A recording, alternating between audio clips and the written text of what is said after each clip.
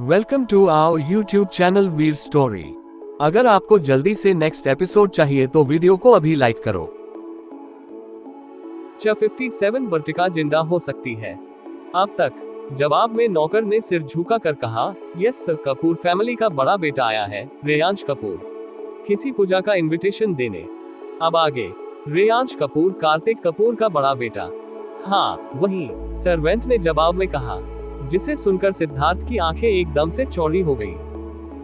1 महीना पहले तक कपूर फैमिली को दुनिया ऑलमोस्ट भूल ही गई थी, मगर पिछले 1 महीने में रेयांश कपूर की वजह से कॉर्पोरेट वर्ल्ड में ऐसा भूचाल आया था जिसने हर किसी का दिल दहला दिया था। अब तो आलम कुछ ऐसा आ चुका था कि पूरी कॉर्पोरेट वर्ल्ड में कपूर इंडस्ट्रीज के अलावा कोई और कंपनी ग्रो ही नहीं कर रही थी। वो कहते हैं ना, टॉप पर जाने के 2 रास्ते होते हैं, या तो खुद सबसे ऊपर चले जाओ या फिर टॉप पर मौजूद लोगों को खींचकर खुद से नीचे गिरा दो। रेयांश ने दोनों किया था, जिसकी वजह से अब कॉर्पोरेट वर्ल्ड में खलबली मच हुई थी। सिद्धार्थ ने अपना राल निगलते हुए लड़की से कहा, मैडम ये वही रेयांश कपूर है जिसके बारे में मैं कल रात आपको बता रहा था। इस इंसान की वजह से विवान सर को भी पिछले 1 महीने में बहुत परेशानियां हुई है। सिद्धार्थ की बात सुनते ही लड़की ने मुस्कुराते हुए कहा, इस इंसान ने विवान को भी परेशानी में डाल लिया। ये तो कुछ नया सुन लिया मैंने, लगता है इस इंसान से मिलना ही होगा। जरा मैं भी तो देखूं किस इंसान में ऐसे कारनामे करने की हिम्मत है। लड़की की बात सुनकर सिद्धार्थ ने गहरी सांस ली। उसे ना जाने क्यों बड़ी नेगेटिव फीलिंग आ रही थी आज। लड़की धीमे कदमों के साथ व्हाइट केन के सहारे पैलेस के अंदर आई। लिविंग एरिया में पूरी सिन्हा फैमिली बैठी हुई थी। रेयांश भी वहीं बैठा हुआ था और उसका असिस्टेंट बगल में चुपचाप खड़ा था। लड़की को देखते ही मिसेज सिन्हा बड़ी सी मुस्कान के साथ अपनी जगह से उठी और उसकी तरफ कदम बढ़ाते हुए बोली, नंदनी बेटा, अच्छा हुआ आप भी जल्दी ही आ गई। आइए यहाँ बैठिए और इनसे मिलिए। ये है मिस्टर रेयांश कपूर, आपने तो इनके बारे में सुना ही होगा। हमें पूजा के लिए इनविटेशन देने आए हैं ये। अपनी माँ की बात सुनकर नंदनी ने मुस्कुराते हुए अपना हाथ आगे बढ़ाकर कहा, hello I am Nandini Sinha. जवाब में रेयांश ने कुछ नहीं कहा। उसने नंदनी को ऊपर से नीचे तक देखा। उसकी गहरी नजरें नंदनी भी बखूबी महसूस कर पा रही थी। ना देख पाने की वजह से शायद उसके सेंसेस बेहद मजबूत हो गए थे। रेयांश की नजरों में कुछ तो ऐसा था जो नंदनी को थोड़ा अजीब और बेचैन महसूस करने को मजबूर कर रही थी। साइड में खड़ा सिद्धार्थ भी समझ नहीं पा रहा था, यह आदमी उसकी मैडम को ऐसे क्यों घूर रहा है, जैसे उसकी मैडम ने कोई गुनाह कर दिया हो। नंदनी थोड़ी असहज हो गई। उसने अपना हाथ पीछे खींचने का सोचा, तभी रेयांश ने अचानक आगे बढ़कर उसका हाथ पकड़ लिया। एक टच ने नंदनी की बॉडी में स्पार्क पैदा कर दिया। रेयांश ने हैंड शेक करने के बजाय बड़े ही अजीब ढंग से नंदनी के नाजुक हाथ अंगूठे से सहलाया और फिर किसी की नजरों में आए बगैर उसने नंदनी का हाथ छोड़ दिया। नंदनी का सुंदर चेहरा ना जाने क्यों एकदम से पिला पड़ा आए।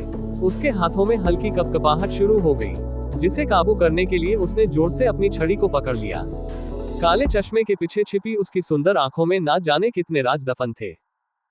रेयांश बिना भाव के नंदनी में आ रहे सभी बदलावों को नोटिस कर रहा था।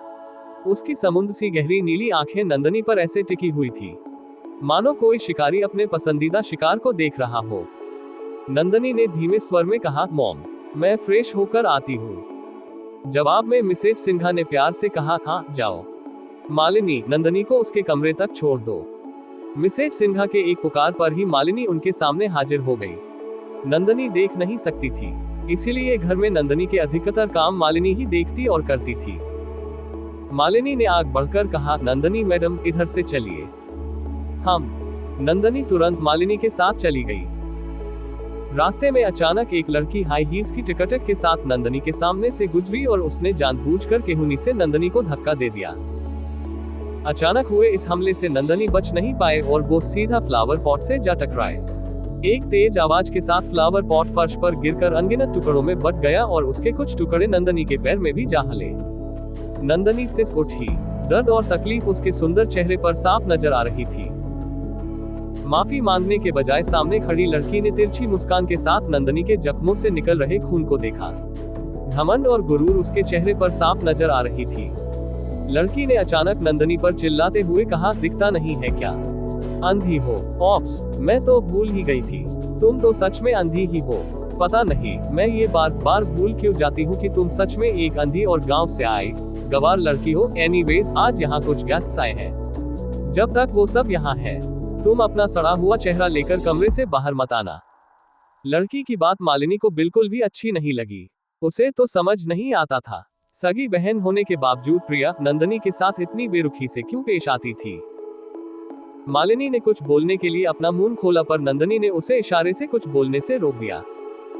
मालिनी ना चाहते हुए भी चुप हो गई। हालांकि उसकी नजर प्रिया पर ही टिकी हुई थी। अगर आंखों से कत्ल किया जाता तो मालिनी जरूर अब तक प्रिया को मार चुकी होती। नंदनी ने धीमे स्वर में कहा, ठीक है, मैं अपने कमरे से बाहर नहीं आऊंगी, तुम चिंता मत करो। नंदनी का जवाब सुनकर प्रिया के चेहरे पर संतुष्टि के भाव उमड़ आए। फिर वो एटीट्यूड में वहां से चली गई। प्रिया असल में नंदनी की छोटी बहन थी। उसका नाम देश के टॉप सोशलाइट्स में भी शुमार था, मगर उसके व्यवहार से लगता नहीं था वो सच में नंदनी की सगी बहन थी। प्रिया के जाने के बाद नंदनी ने गहरी सांस ली। फिर मालिनी की मदद से वो अपने कमरे में आ गई। सिन्हा परिवार सिर्फ उत्तराखंड की ही नहीं बल्कि फिलहाल इंडिया के सबसे ताकतवर परिवारों में से एक थी। वैसे तो सिन्हा फैमिली मुंबई में ही रहती थी, मगर कुछ जरूरी मामलों की वजह से उन्हें इन दिनों उत्तराखंड आना पड़ा था। ऊपरी तौर पर तो सिन्हा फैमिली बड़ी ही इज्जतदार और सुलझी हुई फैमिली दिखाई पड़ती थी, मगर असलियत में यहाँ आपसी रिश्ते में अनगिनत असुलझे पहलू छिपे हुए थे, अनगिनत राज दफन थे। मालिनी ने नंदनी से पूछा, मैडम, क्या मैं आपके जख्मों पर मरहम पट्टी कर दूं? जवाब में नंदनी ने हल्का मुस्कुराकर कहा, नहीं, इसकी कोई जरूरत नहीं है, मैं मैनेज कर लूंगी, आप जाए, वरना मॉम फिर से आपको डांटने लगेंगी। नंदनी की बात सुनकर पहले तो मालिनी थोड़ा हिचकिचाई, मगर वो नंदनी की परेशानियां नहीं बढ़ाना चाहती थी, इसीलिए वो तुरंत ही वहां से चली गई। मालिनी के जाने के बाद नंदनी के भावों में तेज बदलाव आ गया। उसका खुशनुमा चेहरा एकदम से ऐसा हो गया मानो उसके अंदर कोई भावना ही ना बची हो। नंदनी ने अपना चश्मा निकालकर नाइट स्टैंड पर रख दिया। फिर वो पीठ के बल बिस्तर पर लेट गई। लंबे समय तक नंदनी खामोशी से सीलिंग को देखती रही। फिर अचानक वो उठकर बाथरूम में चली गई। रॉकवेव सिटी मीटिंग रूम में कार्तिक हेड चेयर से पीठ टिकाकर बैठा हुआ था। उसने सफेद शर्ट, ब्लैक फॉर्मल पैंट और टाई पहन रखी थी। उसका एब्सोल्युटली स्टनिंग बिल्कुल शांत था, मगर फिर भी उसकी उपस्थिति सबको डरा रही थी। मीटिंग रूम में इस वक्त रॉकवेव की पूरी हायर अथॉरिटी बैठी हुई थी, जिसमें हाई चेयर, वाइस प्रेसिडेंट भी शामिल थे। चारों तरफ सन्नाटा पसरा हुआ। अचानक बैंक के साथ मीटिंग रूम का दरवाजा खुला। सब में आश्चर्य से आवाज की दिशा में देखा। वो सब जानना चाहते थे, किस हिम्मती इंसान ने बगैर परमिशन मीटिंग रूम में ऐसे घुसने का पाप किया है। सबकी नजरों के सामने बेला मीटिंग रूम के अंदर आई। उसकी सुंदर काली आंखों में एक साथ अनगिनत जज्बात नजर आ रहे थे, जिसे कार्तिक के अलावा और कोई देख नहीं पा रहा था। बेला ने सीधा कार्तिक से जाकर कहा, मैं रेडी हूँ, वो डॉक्यूमेंट्स कहाँ है? तुम सच में रेडी हो? हाँ, मैं हूँ, मुझे वो डॉक्यूमेंट्स दो। बेला की डिमांड सुनते ही कार्तिक ने एक नजर अपने बगल में खड़े रॉकी की तरफ देखा, जिसने उसका इशारा समझते हुए तुरंत कुछ डॉक्यूमेंट्स निकालकर बेला की तरफ बढ़ा दिया। बेला ने उन डॉक्यूमेंट्स के चट्टे को टेबल पर रखा। उसी वक्त कार्तिक ने उसकी तरफ एक पेन बढ़ा दिया। बेला ने कार्तिक के हाथ से पेन लिया। फिर वो डॉक्यूमेंट पढ़े बगैर एक एक कर उस पर साइन करने लगी। कार्तिक ने बेला को बीच में टोकते हुए पूछा, तुम डॉक्यूमेंट पढ़ोगी नहीं? जवाब में बेला आराम से बोली, नहीं, जरूरत नहीं है, मुझे तुम पर विश्वास है। बेला का जवाब सुनकर कार्तिक उसे एकटक देखने लगा। मीटिंग रूम में मौजूद कई लोगों को तो पहले बेला के ऐसे अचानक अंदर आ जाने से बहुत गुस्सा आया था, मगर उस डॉक्यूमेंट की हेडलाइन पढ़ते ही उन सबके तोते उड़ गए। वो डॉक्यूमेंट ज्वाइंट लेटर थी। साफ शब्दों में कहा जाए तो बेला का वापस रॉकवेव ज्वाइन करने का डॉक्यूमेंट, जिस पर सिर्फ बेला के सिग्नेचर की कमी थी। सारा डॉक्यूमेंट साइन करने के बाद बेला ने पेन वापस को कार्तिक को दे दिया। आखिरी प्रोसेस कंप्लीट होते ही मीटिंग रूम में मौजूद सारे लोग अपनी जगह से उठ खड़े हुए और उन लोगों ने सर झुकाकर बेला को ग्रीट किया। करते भी कैसे नहीं, बेला दोबारा से रॉकवेव की प्रेसिडेंट बन चुकी थी, पृथ्वी का दूसरा सबसे ताकतवर इंसान। बेला ने कार्तिक की तरफ अपना रुख करते हुए कहा, मुझे तुमसे कुछ जरूरी बात करनी है। बेला की बात सुनते ही कार्तिक ने कठोर लहजे में कहा, एवरीबॉडी आउट। पलक झपकते ही पूरा मीटिंग रूम खाली हो गया। अब वहां सिर्फ कार्तिक और बेला ही बचे थे। बेला टेबल से टिक कर रखी थी और चेयर पर बैठा कार्तिक उसके कुछ बोलने का इंतजार कर रहा था। उसने अपना मास्क भी निकाल दिया था। बेला ने एक लंबी सांस ली और फिर उसने कहा, कार्तिक, वर्तिका जिंदा हो सकती है। बेला की बात सुनते ही कार्तिक अपनी जगह जम सा गया। आगे क्या होगा जानने के लिए टू बी कंटिन्यूड।